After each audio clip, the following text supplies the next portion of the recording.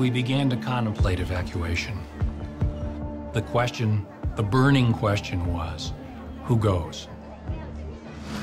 And who gets left behind?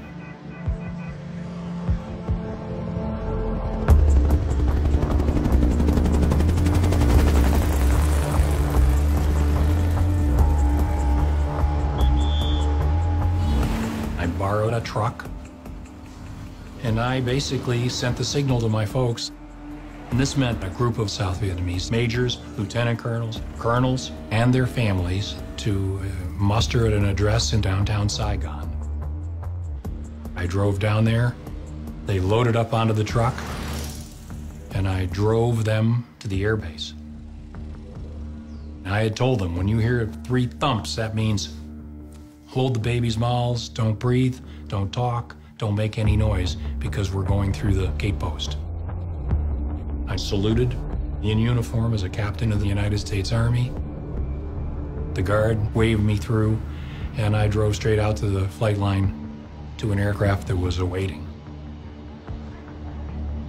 One Vietnamese colonel that was putting his family on the plane, he had wanted to stay in Vietnam to defend the country. And this full colonel had like 8 kids and a wife. And he was in tears, the family. The family were in tears. And I said to him, get on the plane.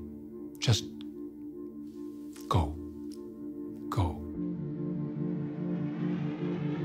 It was a terrible, terrible, terrible moral dilemma for everybody.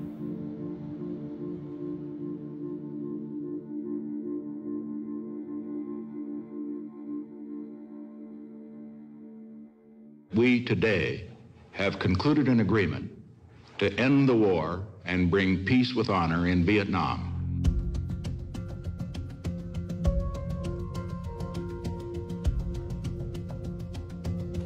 We have adopted a plan for the complete withdrawal of all U.S. combat ground forces.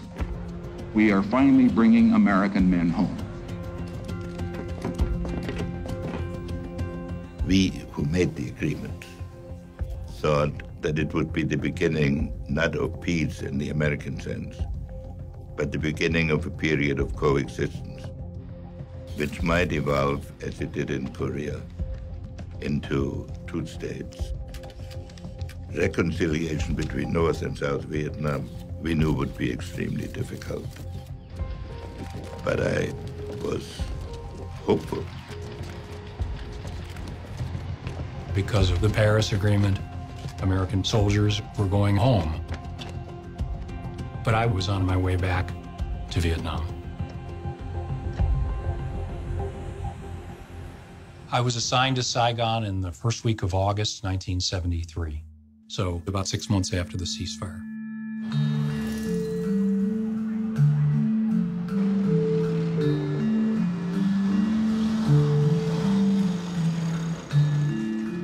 I would say that between the State Department people and CIA people, the contractors who were there to maintain infrastructure, maintain aircraft, as well as people like me, we had 5,000 to 7,000 Americans in country.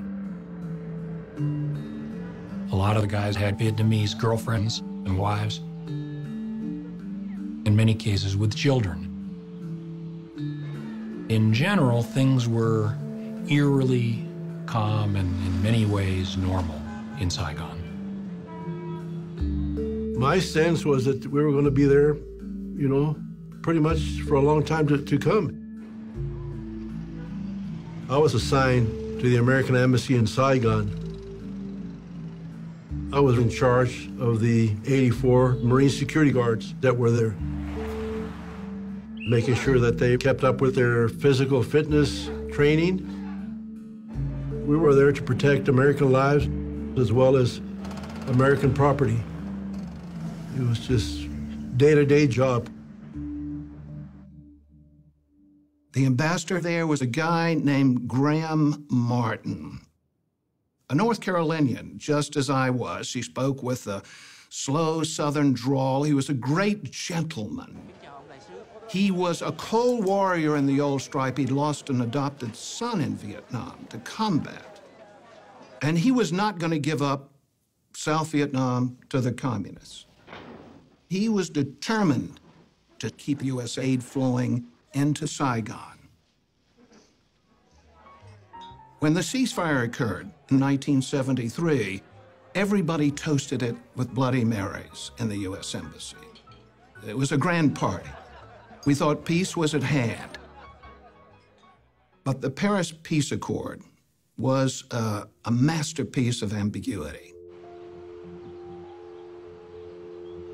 In order to get President Thieu and the South Vietnamese to go along with the Paris Agreement, President Nixon pulled out all of the stops.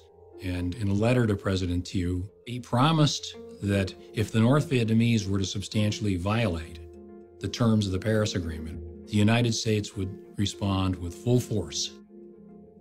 In other words, re-enter the war.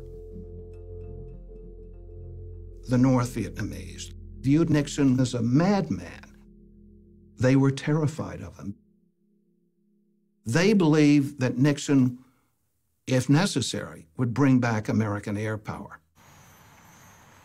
But in August 1974, he was gone. Nixon resigned because of Watergate. And overnight, everything changed.